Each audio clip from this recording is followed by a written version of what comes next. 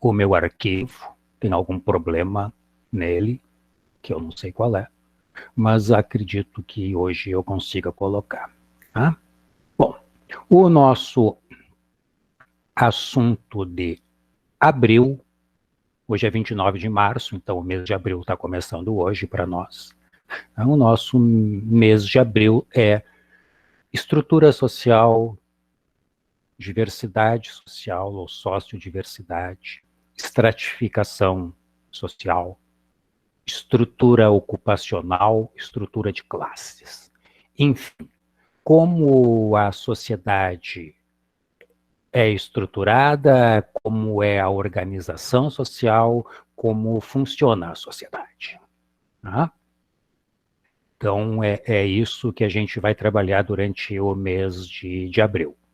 Com base num texto principal, tá? Esse texto já está disponibilizado para vocês, aliás, tem material disponibilizado para estas aulas de abril, objetivos das aulas, inclusive, todos os objetivos que estão ali, já tem alguns materiais e eu começo justamente destacando para vocês os materiais que a gente tem já disponíveis no virtual. Tá? Esses materiais são 2 vídeos, A Ilha das Flores. A Ilha das Flores é um filme, um documentário de curta-metragem, são 11 minutos, 12 minutos, do Jorge Furtado, que é um diretor gaúcho. E sobre este vídeo Ilha das Flores, vocês farão já um trabalho para postar até o início da aula que vem. Além disso, tem um segundo vídeo, Eu Empleo, o emprego, que discute um pouco a estrutura ocupacional, as diferentes ocupações, os diferentes empregos que os seres humanos podem ter numa sociedade, e discute também o quanto destes empregos, destas ocupações, acabam afetando a totalidade da nossa vida e acabam nos definindo. Quando alguém pergunta o que você faz ou o que você é, e você responde, dou aulas, ou responde, sou professor, parece que a tua vida toda é isso. Você só faz dar aulas e você só é professor. E, na verdade, sim, a ocupação, a profissão, o trabalho da gente acaba sendo tão central nas nossas vidas por uma série de razões, que a gente acaba esquecendo que nós somos muito mais do que apenas um professor, uma médica, um ator de teatro, uma presidente de república, etc. e tal. Então, esse vídeo Eu Empleo mostra o emprego, mostra um pouco isso, como a gente veste a roupa do emprego, como a gente veste a pele do emprego. Depois tem lá no virtual textos, 3 textos. Tem mais um material que está oculto para vocês, que eu não quero mostrar agora. Então, o primeiro texto é Classes Sociais e Estratificação Social, do Rodolfo Stavenhagen. É um texto antigo, bem antigo, dos anos 70 do século passado, onde ele apresenta a teoria da estratificação social e a teoria das classes sociais e mostra como essas teorias, embora relacionadas, são muito diferentes e que, na concepção dele, que eu sigo, a teoria das classes sociais consegue explicar por que a sociedade é como é, enquanto que a teoria da estratificação social consegue apenas descrever a sociedade, mostrando como ela é, mas sem dizer por quê, sem conseguir explicar, sem conseguir compreender por que ela é como ela é. E então o Stavenhagen vai nos dizer que a teoria das classes sociais é uma teoria melhor para a sociologia, já que ela consegue explicar como a sociedade é e por que ela é como é. O outro texto é um capítulo do livro do Anthony Giddens, o livro Sociologia, capítulo 10 na quinta edição, capítulo 11 na sexta edição, a minha edição é a quinta, por isso eu boto o capítulo 10, é o capítulo Classe, Estratificação e Desigualdade. Tá? Bom, neste capítulo, ele faz um apanhado geral das teorias, discute as teorias do Max Weber, as teorias do Karl Marx, algumas teorias contemporâneas de alguns autores menos conhecidos, como o Oleg Wright, que é um excelente, já está morto, ainda muito jovem, um excelente sociólogo britânico sobre a estrutura da sociedade, e apresenta aí alguns conceitos de mobilidade social, o que permite você subir ou descer na estrutura de classes e coisas do tipo. Tá? E depois disso, tem ali um esquema desse capítulo do Giddens, Classe, Estratificação e Desigualdade, que é um esquema organizado pela própria editora do livro. Na versão online do livro, desculpem, na versão digital do livro, que dá para baixar, se a gente tiver a fim de comprar, na sexta edição, a editora fornece junto para cada capítulo um esquema do capítulo. Tá? E é bem elucidativo, e eu resolvi colocar aqui para vocês, que está claro, não é? Espero que esteja claro que ler um esquema, assim como ler slides, não substitui a necessária leitura do texto. Porque se a gente ficar só com os slides, só com os esquemas, com os mapas mentais, a gente fica com o material que alguém fez e não fica com a nossa leitura, com aquilo que nós percebemos ao ler. Depois tem ainda aqui um material sobre o olhar sociológico, é um texto meu, pequeno, de uma página e pouco, que daqui a pouco eu retomo, e aqui algumas questões de trabalho sobre classes sociais e saúde, que então eu ocultei porque estão no lugar errado, elas são para aulas mais adiante. E aqui sim aberto um texto, questões genéricas como base para questões específicas, é uma metodologia de trabalho que a gente vai usar e eu vou ter que explicar para poder usar. Depois temos atividades. Questões de trabalho sobre o filme Ilha das Flores. Então, após assistir o filme, você tem que elaborar 4 questões sobre ele, utilizando as sugestões das questões genéricas, que estão aqui, nesse arquivozinho. Tá bom? E depois também terão que fazer questões de trabalho com base na leitura do credo, está tudo errado isso aqui, eu vou corrigir agora, porque tem erro de digitação. Questões de trabalho com base na leitura do capítulo de Rodolfo com letra maiúscula, de Rodolfo Stavenhagen, sobre classes sociais. Então aqui vocês têm que postar 4 questões sobre o filme Ilha das Flores e também 4 questões, eu não botei o número, mas também 4 questões sobre o texto. As questões sobre o filme têm que ser postadas até o início da outra aula, as questões sobre o capítulo podem ser mais adiante, de modo que vocês podem esperar para fazer primeiro as questões sobre o filme, a gente conversa sobre elas na semana que vem, e daí vocês já veem uma maneira, fica mais claro para vocês como elaborar isso também para o vídeo.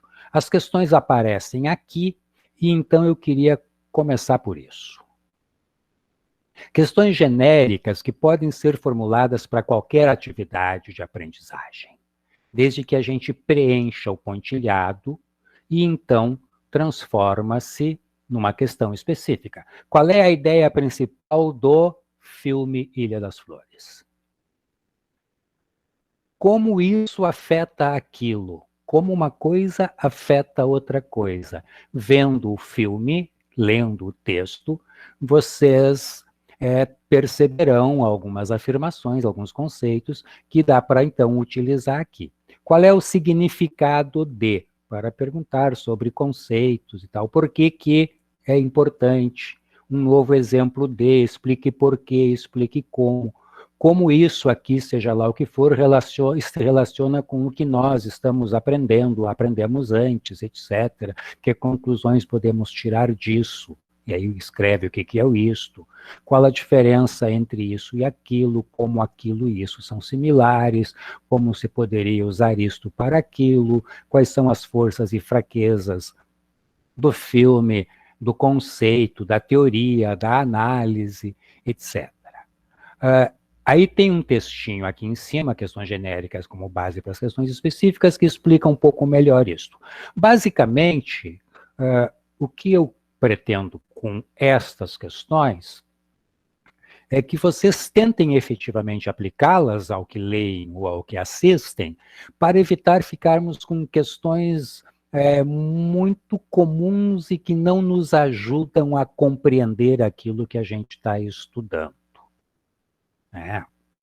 Questões do tipo, por que que o filme é tão famoso? Eu não sei, não quero saber, não estou muito preocupado com isso. Isso não me ajuda se ele é famoso ou não, não me ajuda a entendê-lo. Por que que o autor deu esse nome de Ilha das Flores? Sabe? Então tem certas questões que não são centrais, e quando a gente pede que alunos façam questões, eles fazem as primeiras para se livrar, e mais, alunos, quando o professor pede que faça a questão, pensa, eu vou fazer uma questão bem fácil, porque depois ele vai pedir que eu responda. Não vou pedir que vocês respondam. Aqui, para mim, o que importa são as perguntas. As perguntas a serem feitas. Aí tem muito tempo para buscar as respostas, mas as perguntas a serem feitas. Então, eu recebo uma informação, seja um texto, seja um vídeo, assisto, leio, penso, reflito, tento compreender e, para tentar compreender, formulo perguntas para o texto, para o vídeo. Estas perguntas, se forem bem formuladas, se forem bem trabalhadas, me ajudam muito. Se não, não. Então é um pouco isto o trabalho que eu quero aqui. Tá? A gente vai trabalhar o mês inteiro de abril com esse texto. Classes Sociais e Estratificação Social, do Rodolfo Stavenhagen. Mês inteiro de abril. E a gente vai introduzir outros videozinhos e outros textos, mas este é o nosso texto base. E é um mês inteiro, 4 aulas para ele. Hoje não, então 4 aulas a partir da aula da semana que vem, em que a gente vai trabalhar exaustivamente isso aqui, para entender a noção de classe social e por que que a classe social é um conceito tão determinante para a sociologia. Bom? Buenas. Então este é o material que a gente tem aqui no virtual. Estou cortando ali o compartilhamento. Tá? E então o que eu quero que vocês façam. Ixi, desapareceu todo mundo aqui. Não enxergo vocês, vocês me enxergam? Sim. Sim. Ué, tá tudo isso é problema do meu monitor, gente. Voltou. Era problema do meu monitor. Tinha só risquinho. Em vez de aparecer os quadradinhos, tinha só risquinhos, eu não sabia. Tá aqui. Buenas. Então, aí, semana passada, eu tinha pedido que vocês, finzinho da aula, pensassem, lessem o primeiro capítulo do Anthony Giddens e pensassem sobre a questão do café. Como a gente pode compreender uma sociedade, ou tentar explicar uma sociedade a partir de uma xícara de café. de quantas pessoas eu preciso para tomar uma xícara de café. Bom, além disso, que me permite enxergar aí justamente a estrutura social, as diferentes categorias sociais, diferentes classes sociais, as diferentes profissões e ocupações. O que mais pode o café me ensinar sobre a sociedade, né?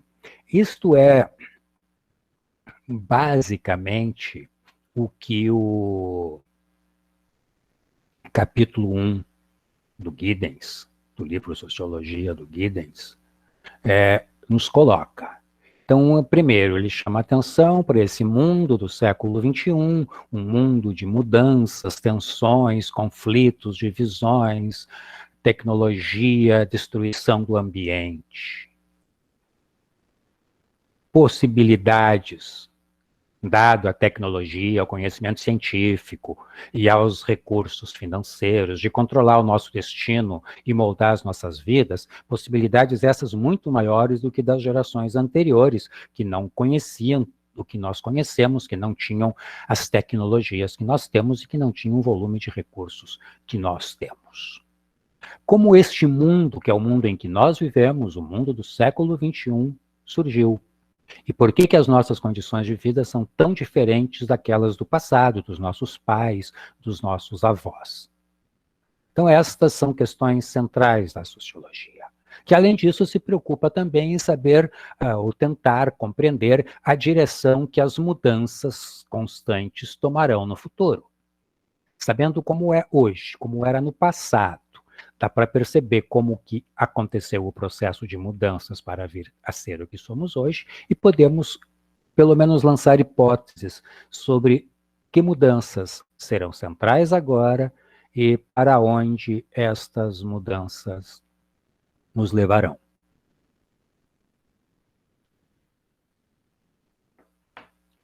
Outra questão que o Giddens chama a atenção ali é que nós tendemos, todos, a pensar o mundo, a olhar o mundo a partir do nosso olhar, das nossas próprias vidas, no popular, a partir do nosso umbigo.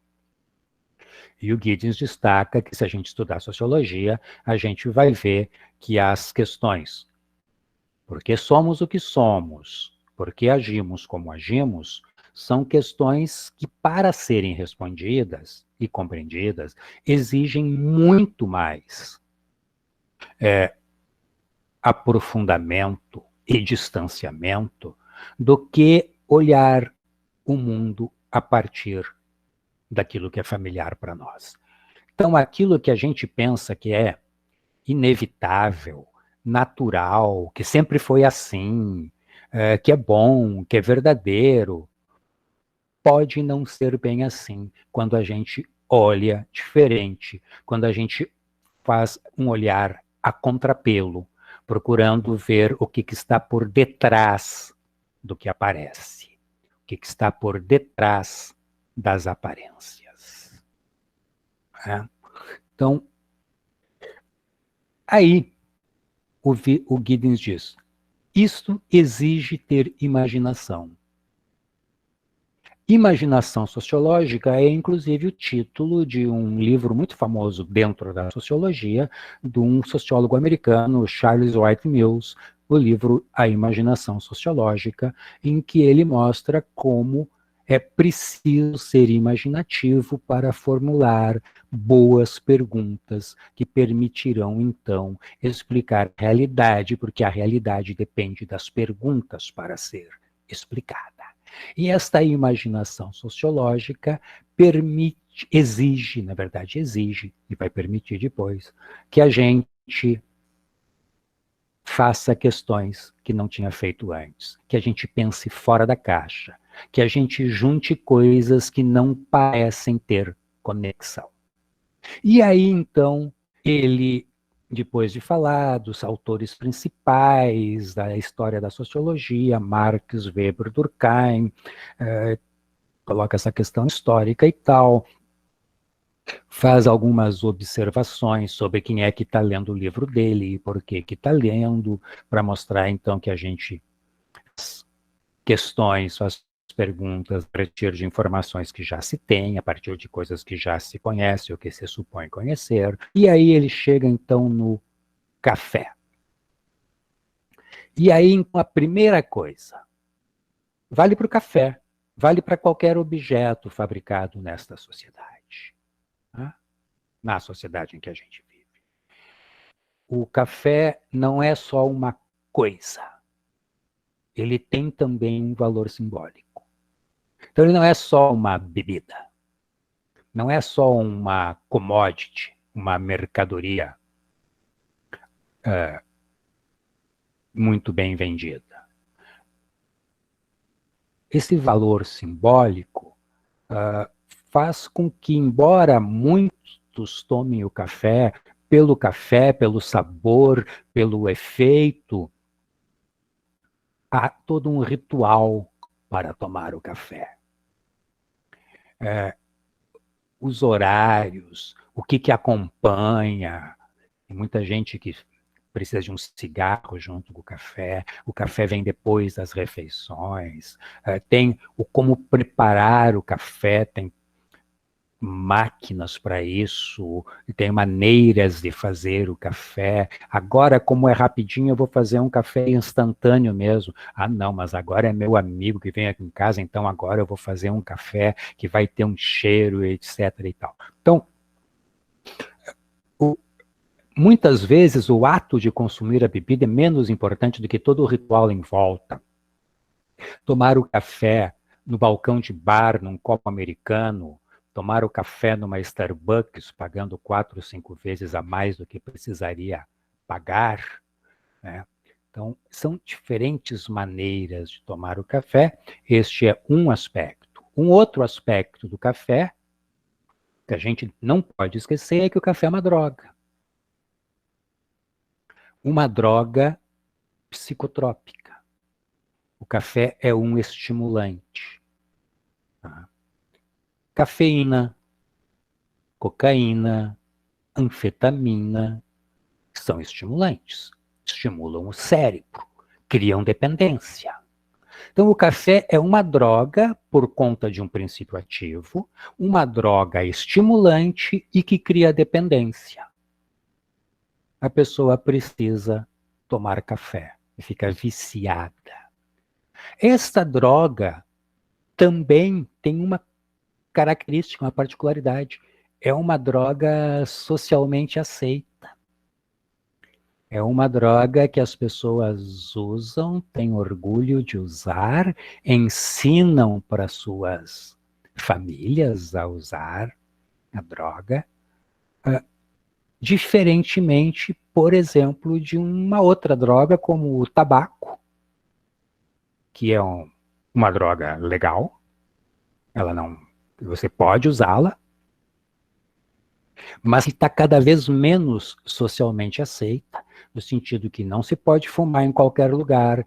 Tem muitas pessoas que falam que fumar é um problema, que mostram que a pessoa não tem de vontade para parar, que dizem que a pessoa está se matando com aquilo, etc. Então, o tabaco. E tem, por exemplo, eu falei antes da cocaína, posso falar da maconha também, falar da maconha, que é uma droga que também tem tendência, sim, que também tem efeitos psicotrópicos, não é um estimulante, é outro tipo de efeito, mas que não é socialmente aceita. Embora tenha um número muito grande de pessoas que usam, ela é proibida, ela dá... Você pode ser preso por estar usando maconha, detido, ter que pagar cesta básica, fazer transação penal, pode ir para a cadeia mesmo. Então, e a maconha, por exemplo, o sujeito que usa maconha, as pessoas chamam de maconheiro, e nesse maconheiro é altamente pejorativo. Ninguém fala isso de um cafeineiro. Ah, o cara é um cafeineiro, o cara é um cafezeiro, o cara... Não, a gente fala do cara que usa crack, é o craquento, é o cracudo, é o pedreiro. A gente fala do cara que usa... é o maconheiro, a gente fala do cara que usa cachaça. que é o cachaceiro. Mas o café não. Então, o café é uma droga, como essas outras que eu falei, tem um efeito estimulante sobre o cérebro, é uma droga socialmente aceita. Bom, e quando eu bebo uma xícara de café, eu tomo parte numa rede de relacionamentos sociais e econômicos, que é uma rede mundial. O café conecta pessoas dos diferentes países. Ele é consumido, muito consumido nos países mais ricos, ele é cultivado em países mais pobres, é uma das mercadorias mais valiosas no comércio internacional, é uma das mercadorias mais negociadas no mundo. A produção, transporte e distribuição do café exigem inúmeras transações entre as pessoas, transações contínuas entre pessoas que estão a milhares de quilômetros entre si e a milhares de quilômetros de distância do consumidor. Então, eu vou comprar o café no mercado e tem toda uma estrutura para que aquele mercado possa funcionar. Eu vou comprar o café, então, aqui no armazém da esquina. Tem toda uma estrutura para que o armazém da esquina possa funcionar. E aí o mercado, o supermercado ou a boutique, onde eu posso comprar o café caro e tal, fabricado não sei aonde e tal. Então, são lugares que dependem de toda uma estrutura de comércio e de produção para existirem.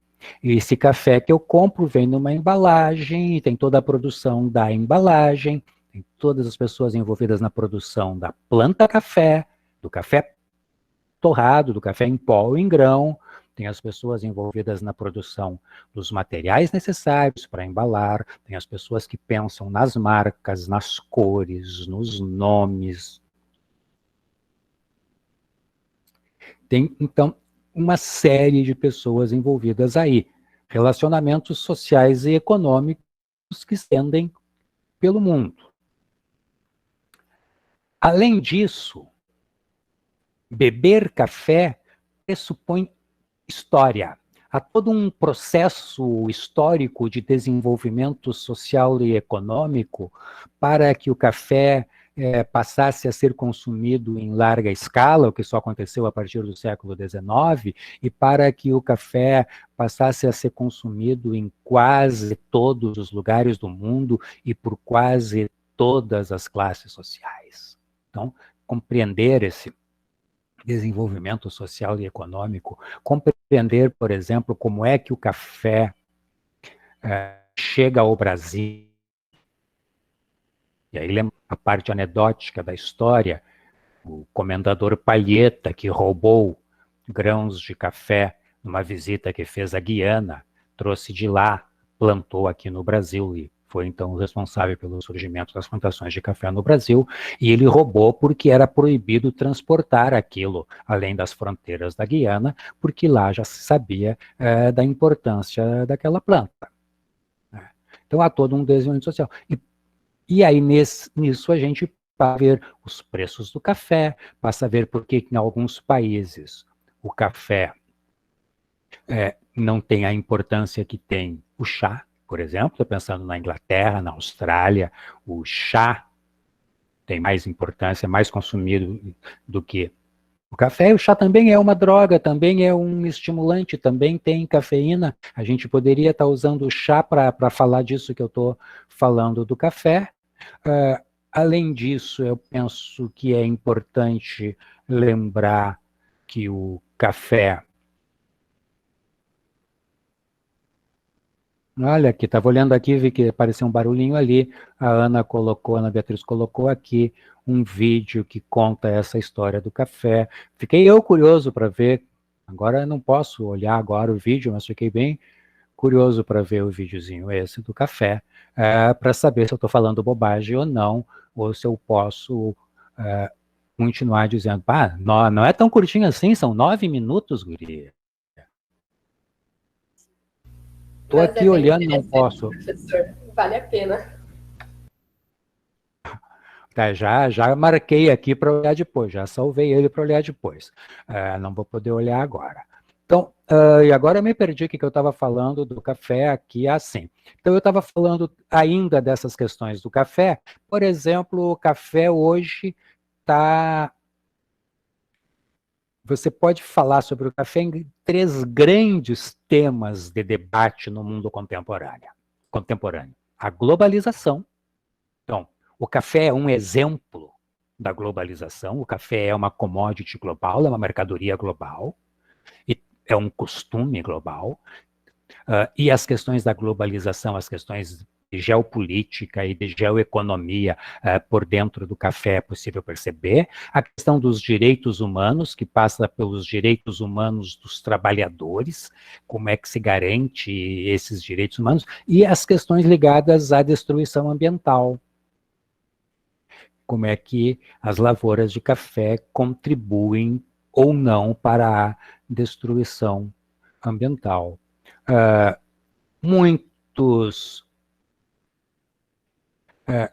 E aí tem a questão da politização, que envolve todos esses assuntos de globalização, direitos humanos, destruição ambiental. Então, a politização, o café foi politizado. E então, em alguns lugares, se boicota o café que vem de países que violam direitos humanos, que violam acordos ambientais. Então, é uma questão que se coloca. Por outro lado,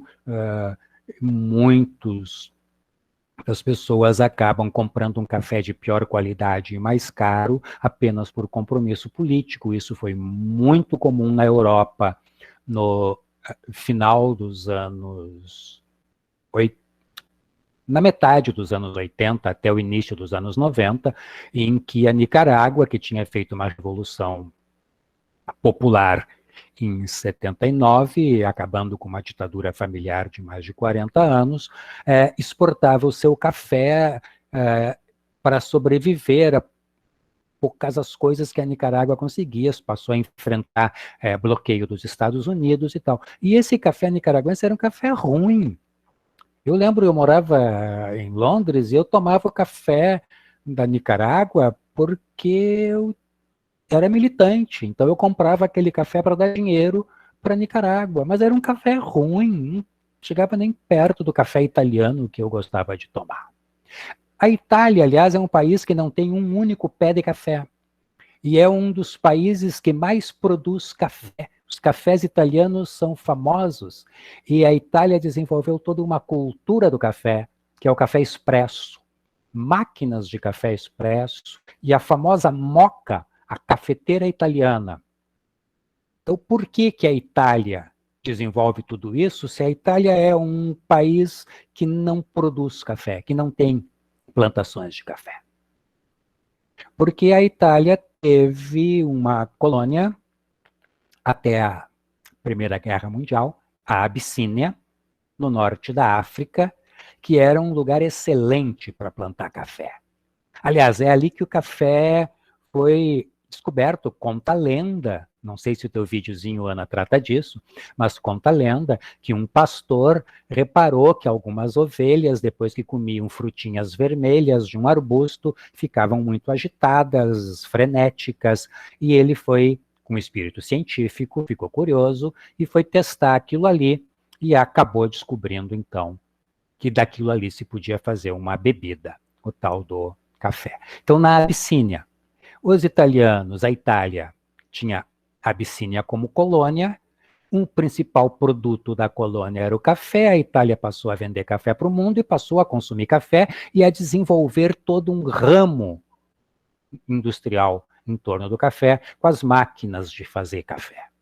Né? E com um tipo de moagem, um tipo de torrefação específica para o café. O café italiano é famoso no mundo. E eu deixava de tomar o café bem bom para pagar mais caro por um café ruim.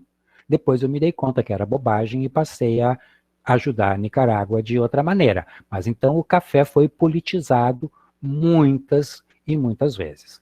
Ao lado do petróleo, o café é esse produto econômico internacional que tem muito do que se trabalhar. A gente poderia pegar o petróleo para fazer isso tudo que eu estou dizendo.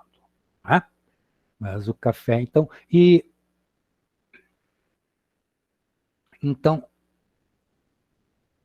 isto me permite pensar agora, sair do café e pensar no pão que eu tomo junto com o café. De quantas pessoas eu preciso para poder comer um pão, sendo que eu faço o meu próprio pão em casa. Farinha, água, sal, forma, fogão, lenha, gás, transportes para transportar esses elementos todos que eu compro, material para embalar estas coisas. Então, energia elétrica para produzir essas coisas, petróleo, estradas. Então, é esta totalidade de coisas que o Anthony Giddens chama atenção neste primeiro capítulo dele. Tá? Então, no primeiro capítulo, o Anthony Giddens mostra, então, que é possível examinar a sociedade a partir de qualquer objeto que tenha sido produzido nesta sociedade. Por exemplo, um medicamento, para entrar na área da saúde. Uma prática alimentar, um hábito alimentar. Por que aqui se come isso e lá se come aquilo? A gente poderia pensar no abacate, por exemplo. Que em alguns lugares no Brasil se come doce, e que no México se come salgado, tá nas principais saladas. Então, e também tem toda a produção de abacate, e industrialização de abacate, sorvete de abacate, picolé de abacate, e o diabo a quatro de abacate, é a mesma coisa. Ou uma camiseta, óculos, um computador. Então, o que ele nos propõe é: observe um objeto da sociedade, tente perceber as pessoas que estão envolvidas para que esse objeto possa ser produzido, distribuído, consumido.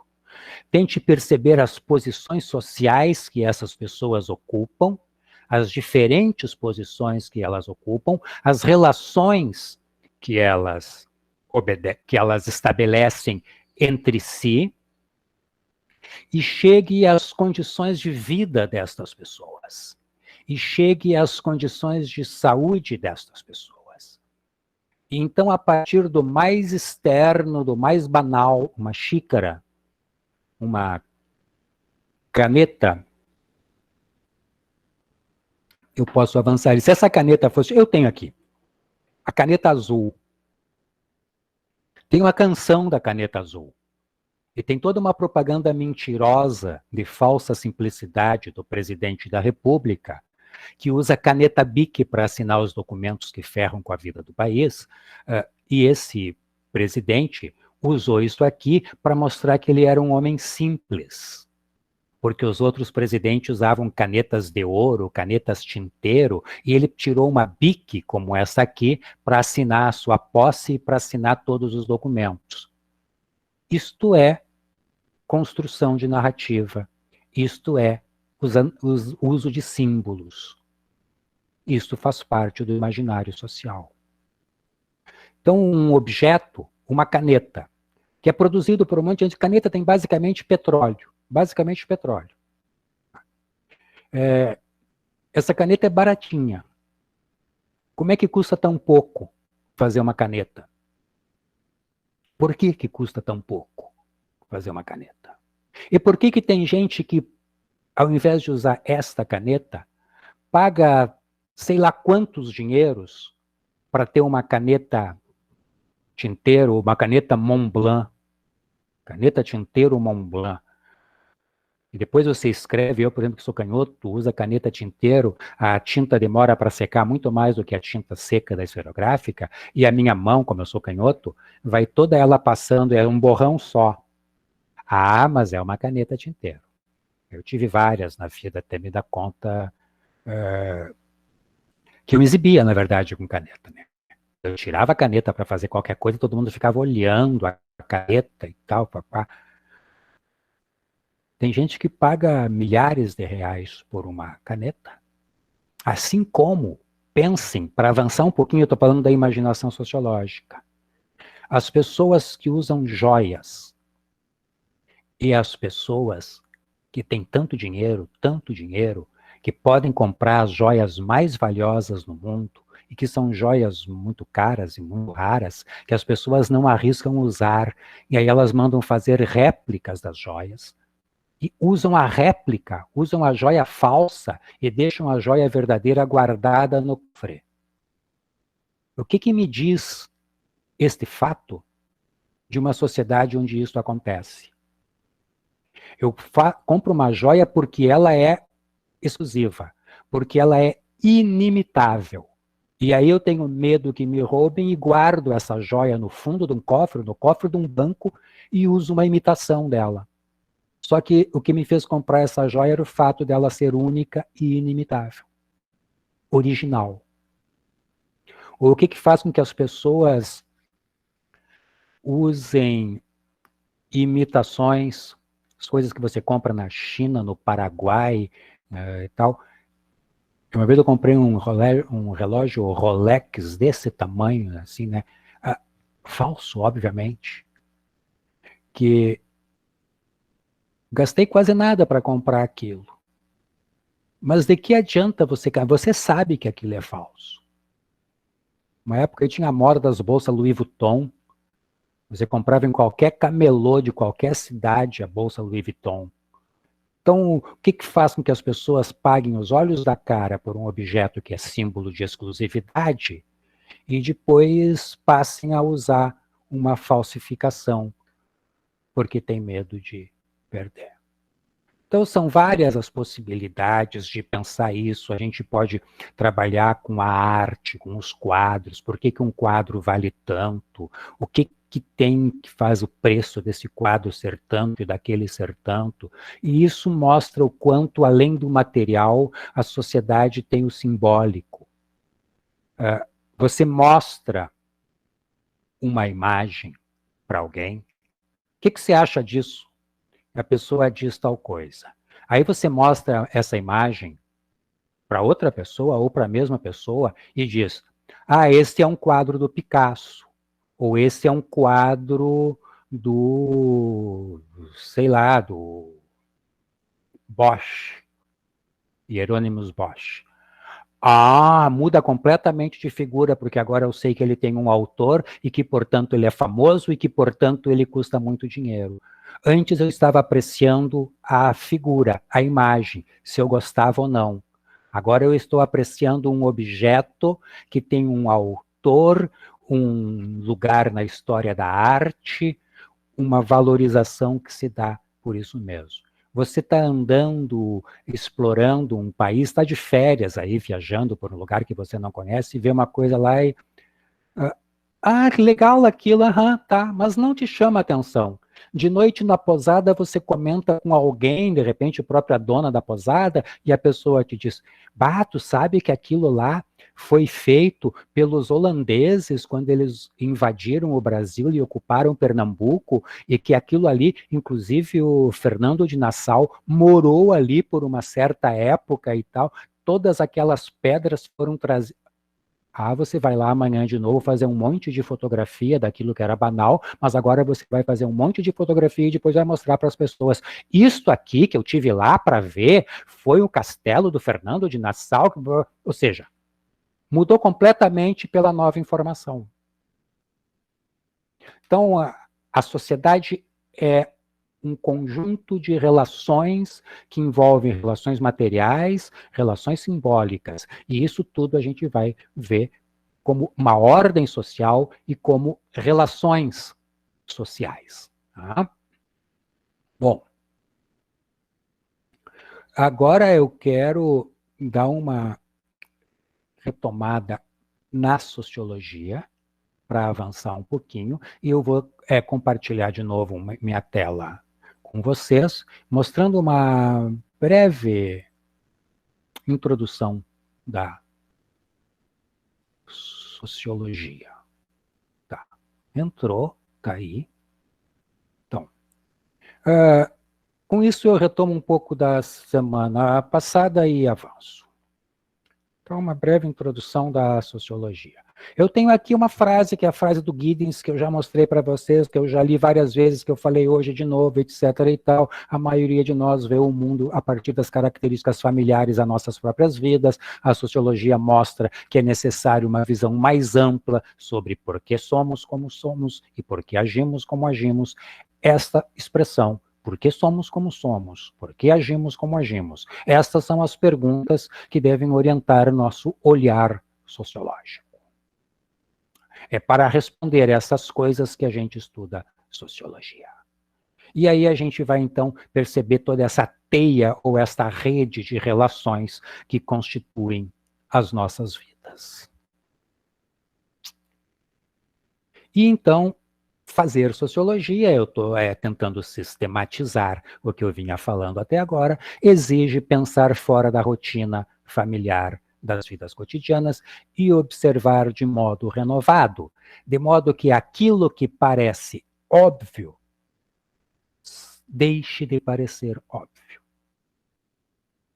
Mas por que que é assim? Por que que tem gente que mora na rua? Por que que tem gente que não conseguiu comer hoje ainda? Por que que tem gente que talvez não vá comer hoje? Por que que tem gente que faz isso, que faz aquilo? Por que que eu gosto disso? Por que que eu não gosto daquilo? E tudo isso tem alguma explicação por detrás da primeira explicação que aparece. Por que que nós lavamos as mãos antes das refeições? Por higiene. E, no entanto, quando a gente está na rua, a gente come na rua, no balcão, sem lavar as mãos. Então não é por higiene, é por um hábito que a gente foi treinado e que a gente faz seletivamente. Às vezes sim, às vezes não. Mesma coisa lavar as mãos depois de ir ao banheiro. E mais, se fosse por higiene,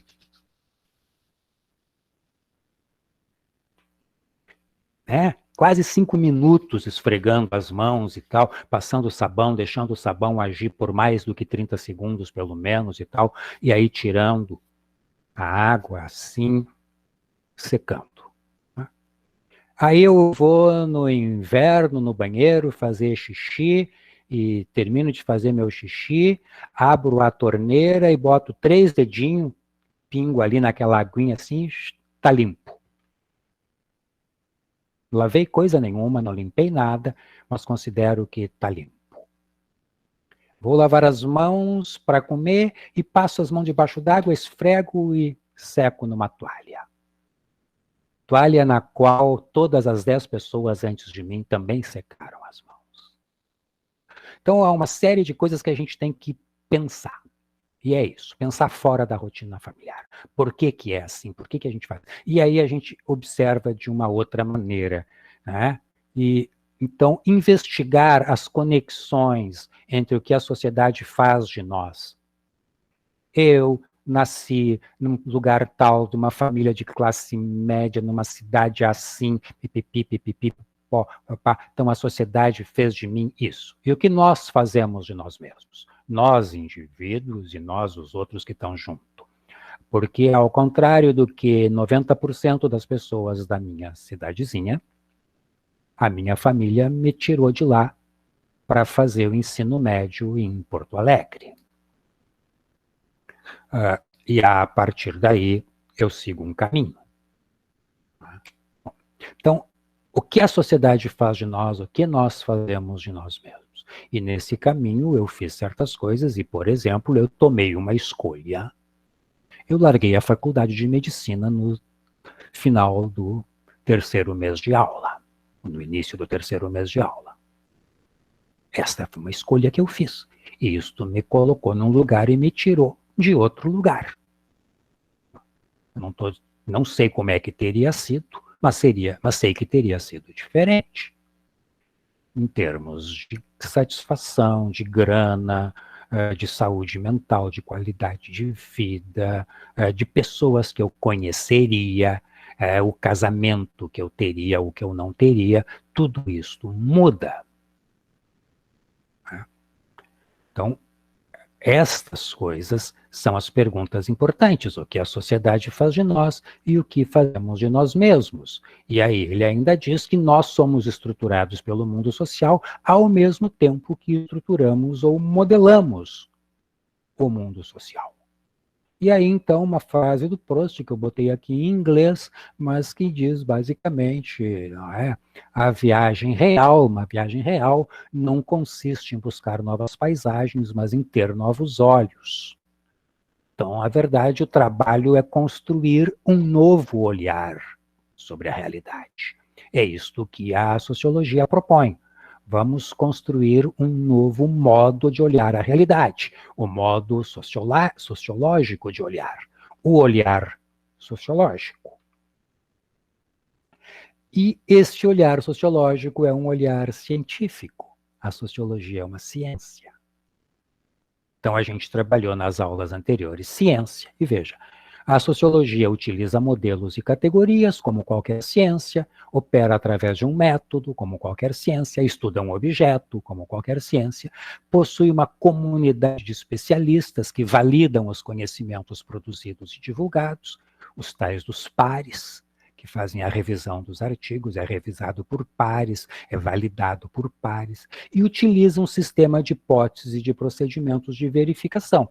A sociologia, a química, a biologia, a física, as ciências em geral. Não é? Bom, a sociologia, especificamente, é uma ciência da observação. É básico observar, descrever, classificar e, claro, explicar, porque se é ciência, precisa ser explicativo. Então, aqui eu coloquei alguns caminhos do trabalho da sociologia ou de qualquer ciência, qualquer ciência da observação, e tem ciências que são de outro tipo. Então, observar, depois de observar, descrever. Depois de descrever, interpretar as coisas observadas e descritas, e aí classificar. Observo, faço o exame físico, agora eu estou saindo da sociologia para medicina. Faço o exame físico, faço a anamnese, descrevo o que eu vi. Manchas avermelhadas sobre o abdômen, um desvio na coluna, uma erupção ou um abscesso na virilha ou na axila, etc, etc. Interpreto essas coisas e classifico a pessoa como doente disto, doente daquilo, classifico essas coisas que eu acabei de observar e descrever como sintomas disso ou daquilo. Sendo um pouco mais completo, observar, compreender o que eu observei, descrever, relacionar com outras coisas, interpretar, explicar, classificar. Então, observar. Nesse sentido, a sociologia é muito parecida com a medicina. A gente começa com a observação empírica. Aí a gente lança mão, depois que consegue observar e descrever, lança mão de teorias para poder interpretar, compreender, explicar, classificar. Isto vale para a medicina, isto vale para a sociologia. As duas trabalham com base na observação, na descrição, na classificação. E como todas as ciências modernas, a sociologia surge e se consolida junto com a sociedade moderna, junto com a modernidade e, portanto, dentro do paradigma de pensamento cartesiano, baseado no dualismo, no reducionismo e no mecanicismo. Dualismo, a separação entre sujeito e objeto, ou seja, a separação entre quem observa e aquilo que é observado, separação esta que tem que ser absoluta. O reducionismo, tentar reduzir tudo às suas unidades mais simples, as suas explicações mais simples, aos seus tijolinhos constitutivos, reduzir toda a realidade àquilo que constitui tal coisa, e o mecanicismo, que é uma explicação usando como parâmetro de comparação a máquina. Então, por exemplo, no paradigma cartesiano, o corpo humano passou a ser visto e explicado como um relógio, uma maquininha. E até hoje, muitos de nós dizemos, talvez até alguns de vocês, meu intestino é um reloginho, funciona sempre na mesma hora, é tranquilo, é certo, já sei, comi agora daqui tanto tempo, pimba, funciona. Por que um relógio? Por que uma máquina?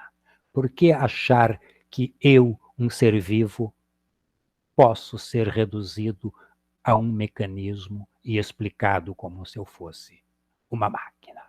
E, no entanto, todas as ciências modernas e a sociologia junto fizeram isso. A sociedade moderna, e então a sociologia pretende estudar e explicar a estrutura da sociedade moderna. A sociedade moderna, a gente pode avançar, e ela é diferenciada, ela se diferencia numa diferenciação funcional em diferentes funções. A função educação, a função saúde, a função economia e tal. E aí os autores vão usar palavras para designar essas funções, chamando de esferas, dimensões ou de sistemas. A esfera econômica, a dimensão política, o sistema religioso. Então, aí eu coloco aqui abaixo uma clássica, a bem de baixo, economia, política e cultura. A maior parte dos sociólogos trabalha com essa ideia de que a gente pode fazer esta divisão. A sociedade tem uma esfera econômica, uma esfera política e uma esfera cultural, ou uma dimensão econômica, uma dimensão política e uma dimensão cultural. Esta dimensão cultural envolve o mundo da vida, aquilo que nós fazemos na nossa vida cotidiana e que não tem a ver nem com questões de sobrevivência material, nem com questões de poder, o dia a dia. Mas aqui a gente vai ter um número maior. Esta aqui é a lógica que o sociólogo alemão chamado Niklas Luhmann utiliza, os sistemas. Então, existe um sistema econômico, um sistema político, um sistema religioso, um sistema educacional, um sistema científico, um sistema artístico, um sistema jurídico, um sistema sanitário, um sistema comunicacional e um sistema da intimidade ou da vida privada. Cada sistema desses tem uma lógica, um discurso, um código principal, explica as coisas a partir de uma ou de outra categoria. Nenhum desses sistemas é mais importante do que nenhum outro, e nenhum desses sistemas explica os demais. Eles se relacionam, estabelecem relações no dia a dia, está tudo misturado. Não, a religião tem uma dimensão econômica, você tem que ter dinheiro para construir templos, para manter sacerdotes, então tem uma dimensão religiosa, tem uma dimensão educacional para ser sacerdote, pastor, padre, babalorixá, etc. Tal. Você precisa aprender ou em escolas ou na própria religião. Então, essas questões aqui têm uma relação com a ciência, que é uma relação tensa, ciência e religião se observam e não se relacionam muito bem, etc, etc. Tem a dimensão artística, das artes envolvidas nisso tudo. Então, a sociedade moderna é altamente complexa, e se a gente ficar com esses sistemas aqui, a gente tem uma proximidade da compreensão de como seja a estrutura social. Aí tem algumas questões, eu sempre trago perguntas, questões. Então, questões para pensar e entender a sociologia, que estão colocadas aqui. Eu não vou ler estas questões agora, mas existe uma série de questões importantes para pensar e entender a sociologia, a medicina, a economia, o diabo 4.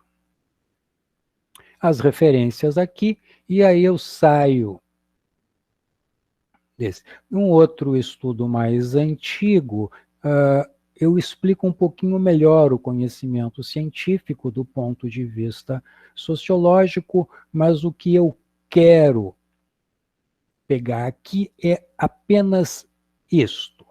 Tá? A explicação sociológica exige, primeiro, que a gente se dê conta, que a gente compreenda e aceite que a sociedade está submetida a uma ordem, que esta ordem é produzida pela própria vida social. Existe uma ordem na sociedade. Não é tudo caótico. Dá para explicar, desde que a gente entenda a lógica da ordem social. E então, a sociologia tem algumas perguntas sobre a ordem social. O que é a ordem social, como ela se constitui, como ela se mantém e como ela se transforma. Ou seja, o que é a sociedade, qual é o seu processo histórico que trouxe essa sociedade a ser o que ela é, como ela se mantém sem desaparecer e sem se transformar totalmente, e como que ela se transforma e vai se modificando paulatinamente. Então, a ordem social, a sociedade é uma ordem, a ordem social. Tá? Então, agora eu paro de mostrar coisas para vocês, volto para enxergar vocês, e aí, então,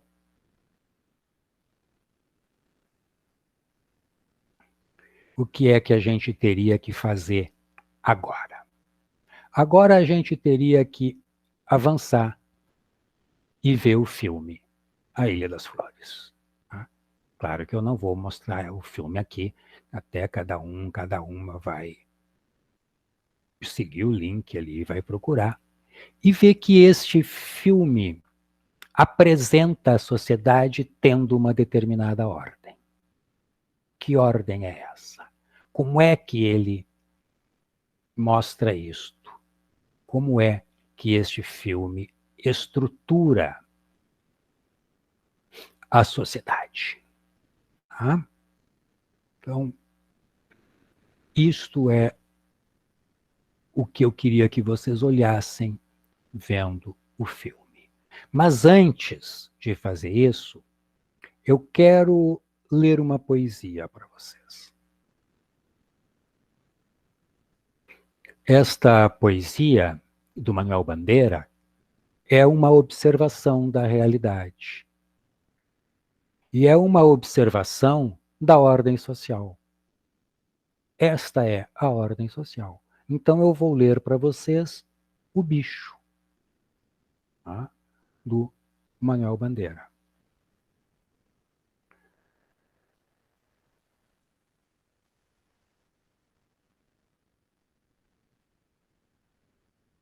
Vi ontem um bicho na imundície do pátio, catando comida entre os detritos. Quando achava alguma coisa, não examinava nem cheirava. Engolia com voracidade. O bicho não era um cão, não era um gato, não era um rato. O bicho, meu Deus, era um homem. Vi ontem um bicho na imundície do pátio catando comida entre os detritos. Quando achava alguma coisa, não examinava nem cheirava. Engolia com voracidade. O bicho não era um cão, não era um gato, não era um rato. O bicho, meu Deus, era um homem.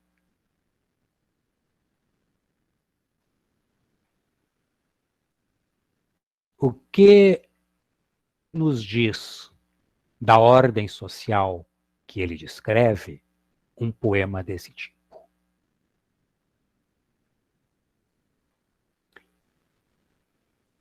É uma ordem social, é uma sociedade que admite que seres humanos dependam de catar lixo para poder se alimentar. E isto acaba sendo tão recorrente em determinadas ordens sociais que acaba virando normal.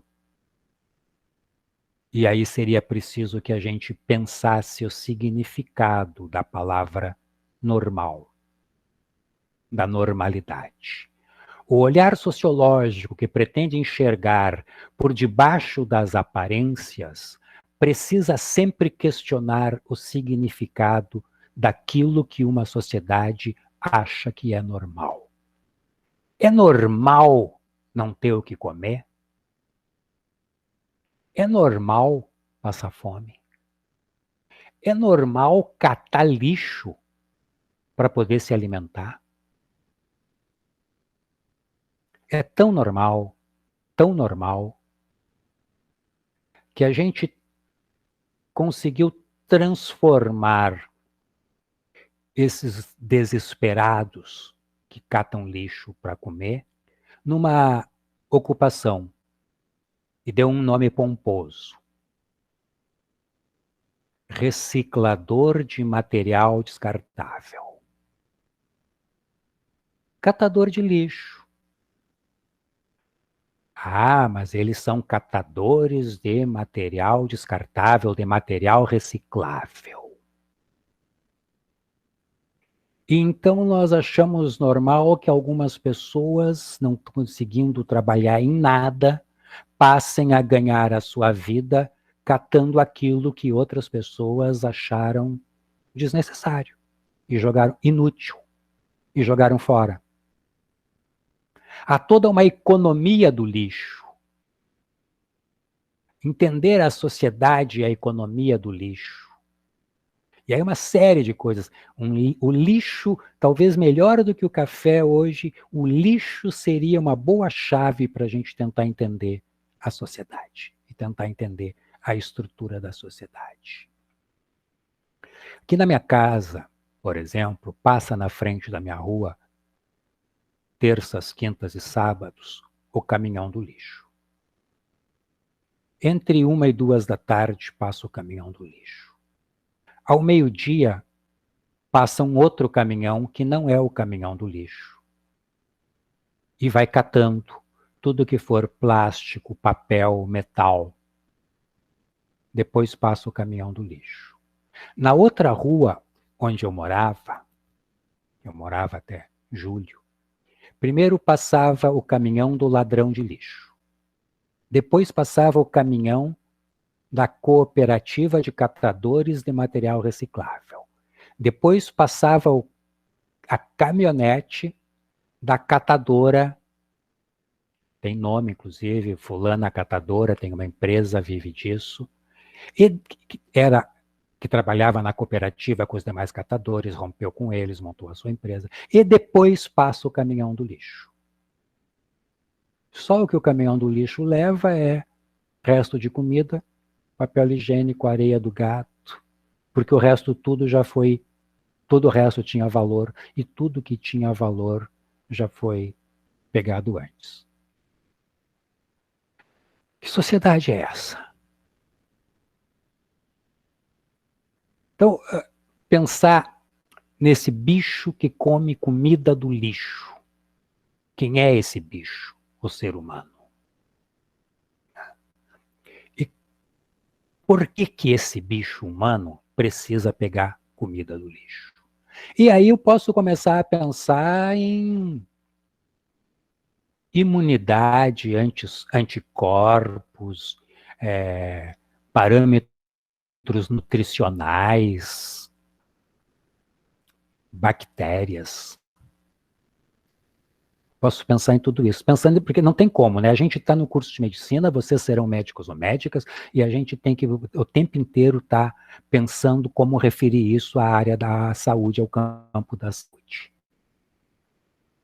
Eu lembro da tempo. Vou contar uma pequena história. Eu comecei a dar aulas em 1986, aqui na Unisc. Na época não era Unisc ainda, era FISC. Tá? E eu dava um monte de aula de um monte de coisa, mas basicamente sociologia e antropologia para tudo que era curso. E um dia eu chego na sala de aula e tem uma moça que chora desesperadamente. Vou conversar com a moça, tal, minha aluna, tal, pergunto o que que é, e quando ela se acalma, ela diz, professor, eu vou largar tudo, vou chutar o balde, eu nunca vou ser professora. Nunca vou conseguir ser professora, eu sou um fracasso geral. E eu, como assim, minha filha?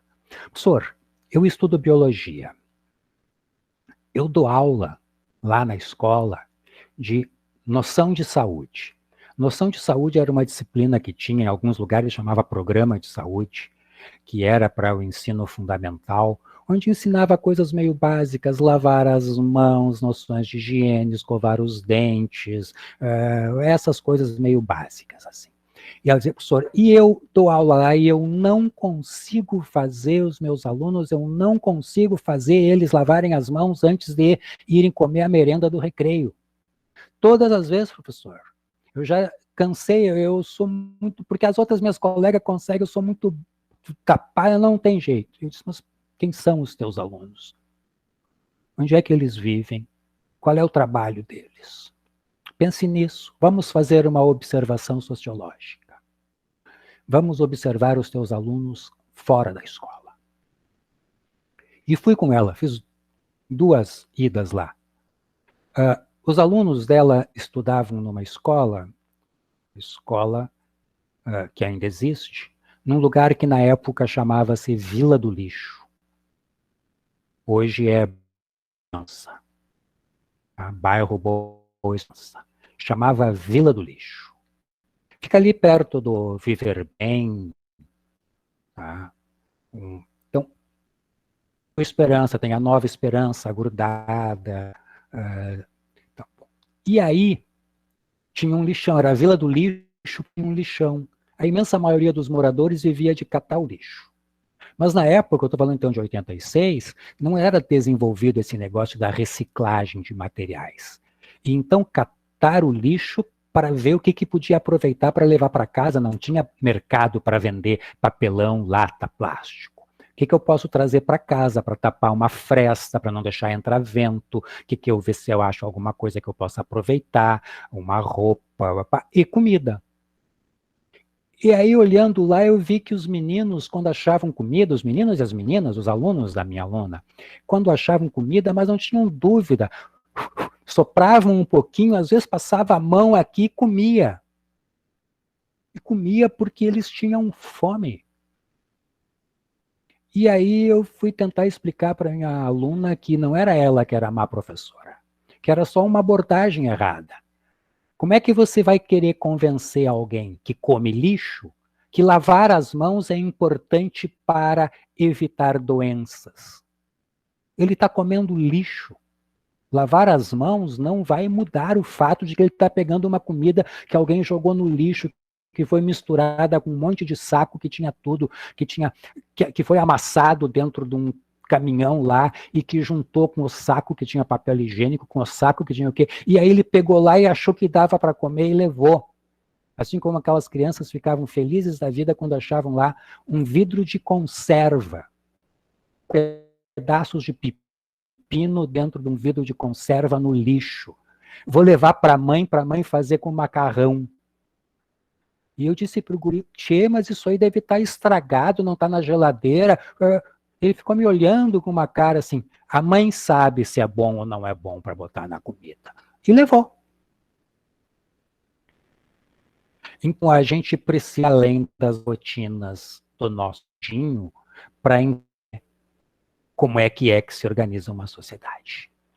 E nesse sentido é que eu quero que vocês vejam o documentário Ilha das Flores e façam 4 perguntas para esse documentário, tentando compreender o documentário e tentando estabelecer relações entre o assunto do filme e o nosso assunto de trabalho, que é a organização social, a ordem social, a estratificação social. Tá? Então, este é o tipo de coisa que me interessa que vocês pensem a partir de agora. Tá? Eu ainda quero mostrar, estou tentando achar aqui só um minuto. Cadê as minhas imagens?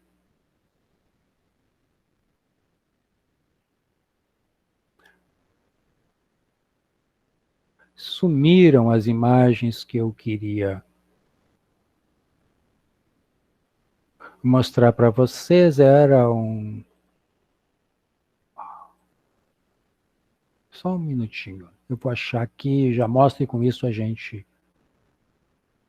termina.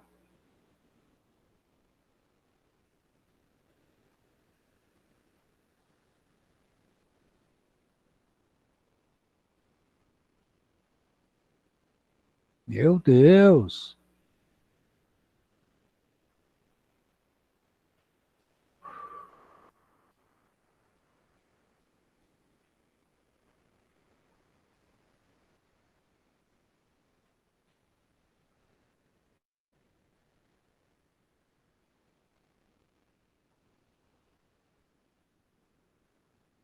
Meu Deus, eu não estou achando as imagens que eu queria mostrar para vocês. Achei. Então vamos. Tá abrindo, tá abrindo. Tá, meu computador tá lento, mas aqui, tá?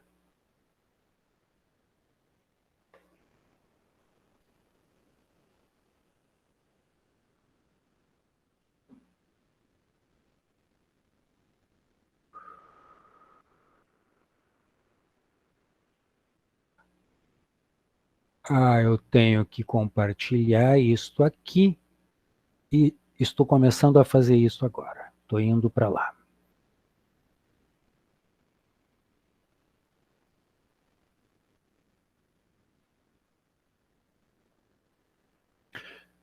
Então, aqui nós temos, essas imagens todas são imagens que eu peguei no banco de imagens da Fiocruz. Tá? Então aqui temos uma pessoa numa cidade, provavelmente no Nordeste, com uma lata d'água na cabeça.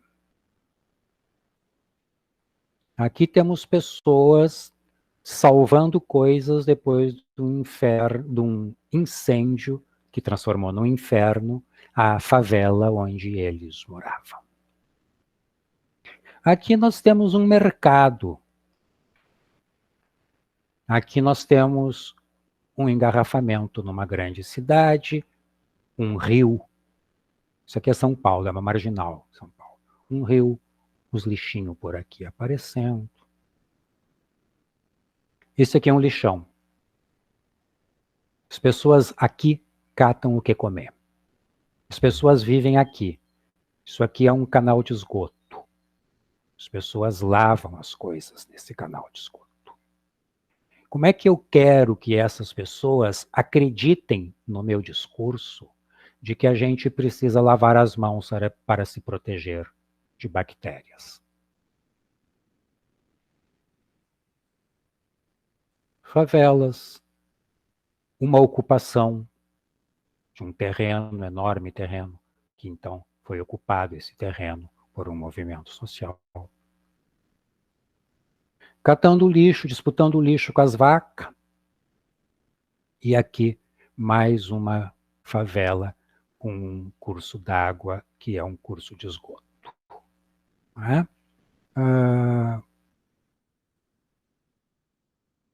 Locais de moradia, e era isso. Então vejam vocês, deixa eu parar aqui, estas imagens são imagens do Brasil. Nós, então, podemos ver que existe gente muito distante do nosso mundo, da familiaridade das nossas relações, e que também consegue, de uma maneira ou de outra, viver. Então, o que eu queria é que vocês conseguissem explicar por que o filme Ilha das Flores descreve à perfeição a ordem social no Brasil. E aí também gostaria que vocês atentassem para a estratégia narrativa do filme, como é que ele escolhe, o diretor escolhe mostrar esse tipo de coisa. Bom, então, e aí eu avanço, eu quero então treinar o olhar de vocês, o olhar sociológico. Né? Então já falamos das pessoas para tomar um café, o que nos leva à questão da estrutura social, a diversidade dessa estrutura social, e agora nos últimos minutos eu estava querendo chamar a atenção para a desigualdade. Tá? Então, a proposta de Abril é analisar a sociedade a partir das relações sociais necessárias para a produção das coisas necessárias para viver. O que é necessário para viver? Do que vocês precisam para conseguir viver? E como é que essas coisas que vocês precisam para conseguir viver são acessadas por vocês? Como é que vocês fazem para conseguir ter as coisas que vocês precisam para conseguir viver? E como é que essas coisas são produzidas na nossa sociedade? E quantas pessoas estão envolvidas na produção, circulação e distribuição destas coisas? E quais são as posições que essas pessoas ocupam numa dada estrutura social ou numa dada pirâmide social ou pirâmide ocupacional.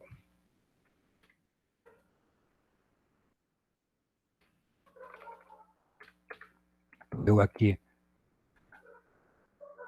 procurando uma pirâmide ocupacional para mostrar para vocês.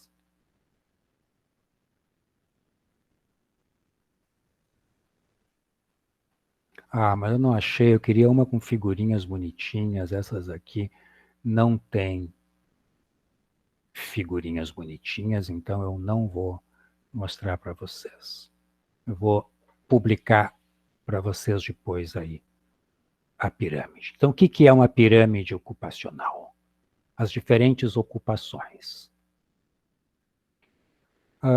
E aí a gente deve começar a pensar também sobre a importância social destas profissões, destas ocupações.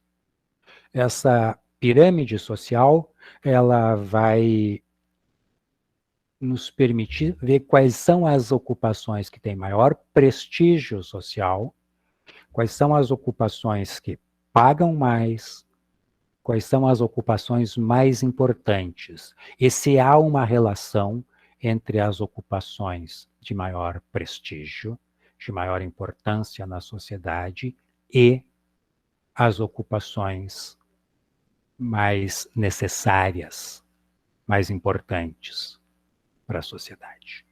Tá? Então é com base nisto que eu queria que vocês trabalhassem esta semana, e então até a segunda-feira que vem, que é dia... Que dia é hoje? 29, que é dia 5 de abril. Então até de manhã eu preciso que vocês me postem estas perguntas. Tá? Quais são as perguntas? As que estão ali na aula como atividade questões de trabalho sobre o filme Ilha das Flores. Questões de trabalho sobre o filme Ilha das Flores. Então, a tarefa da semana é assistir o filme e formular 4 questões sobre o filme. Ler o texto do Rodolfo Stavenhagen, tá? E estar preparados para conversar sobre o texto dentro da aula. Então, enviar as questões sobre o Ilha das Flores até segunda-feira de manhã, até às 10 da manhã, para dar tempo de eu organizar. O que eu vou fazer com as perguntas de vocês? Eu vou organizar todas elas, vou riscar o que está repetido, duplicado, então, acredito eu que várias pessoas farão perguntas similares, eu vou ficar com uma só das similares e tal, e eu quero ver, vou descartar aquelas que eu acho muito absurdas, e vou usar a aula para falar destas que eu acho muito absurdas, porque que me parecem absurdas. Absurdas no sentido de que não ajudam a pensar e que não ajudam a compreender. Tá? E já respondo, Bianca, só um minuto. Então, absurdas nesse sentido. Questão que não serve para nada. Então, fazer questões honestas que possam ajudar a pensar, que possam ajudar a compreender alguma coisa. E aí eu quero juntar algumas dessas questões e usá-las para trabalhar os próximos assuntos. A pergunta da Bianca, que foi olhar lá, é que as questões sobre as classes sociais também estão para o dia 5. Estão para o dia 5 porque eu não mudei lá o dia, mas não quero para o dia 5. Tá? Quero para o dia 5 as questões do filme. As outras ficarão lá para o dia 12. Para o dia 12. As outras ficarão para o dia 12. Tá bom? Então, hoje era isso. Ficamos por aqui. Vejam, então eu botei aí o link do filme. O filme tem no YouTube, né? Eu botei o link dele aí, tem o link.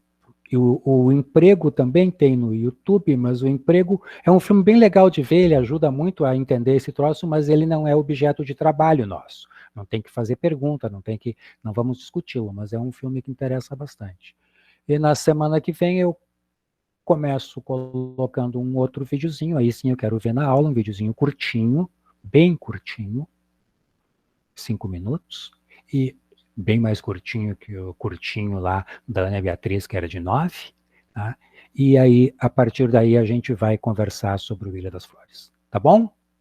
Então, ficamos por aqui hoje, certo? Tchau, queridos, queridas. Boa semana, boas aulas, e se cuidem, né? Sempre se cuidem, né? Vocês sabem, né? Nós temos esse compromisso. Vocês precisam se manter vivos até o dia que a gente possa se ver pessoalmente e se abraçar. Tá? Depois pode morrer, mas até lá eu quero que vocês fiquem vivos. Eu vou fazer isso também. Tá? Esse é o nosso compromisso. Tchau, boa semana. Tchau, senhor. Tchau. Tchau. Obrigado.